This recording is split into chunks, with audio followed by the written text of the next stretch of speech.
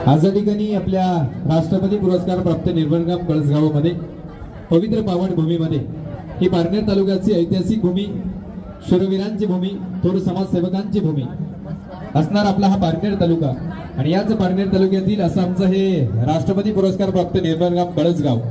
आणि या गावामध्ये या गावातील दोन आदर्श कुटुंब अर्थात काने परिवार आणि गाडगे परिवार, या दोन परिवारांचा ऋणानुबंध आज या नव्या नात्याने जोडला जातोय। अर्थात चिरंजीव जितेंद्र आणि चिरंजीवी सौभाग्य कांचनी गायत्री। चिरंजीव जितेंद्र आपलं शैक्षणिक जीवन परिपूर्ण करून व्यावसायिक जीवनामध्ये कार्यरत आहे। कैलासवासी गबाजी भाऊ काणे पाटील यांचा नातू व सौभाग्यवती आशाताई श्री गेनभाऊ रमेश मामा गबाजी काणे, राहणार कळस, तालुका पारनेर, जिल्हा अहिल्यानगर यांचे हे सुपुत्र आहेत। हा आमचा काणे परिवार देखील राजकीय, सामाजिक, शैक्षणिक क्षेत्रामध्ये त्याचबरोबर आध्यात्मिक क्षेत्रामध्ये गावामध्ये नेहमी कार्यरत असतो। त्याचबरोबर आमचा दुसरा समोरचा तोलामोलाचा परिवार अर्थात गाडगे परिवार आणि चिरंजीवी सौभाग्य कांचनी गायत्री ही गाडगे परिवाराची सुकन्या।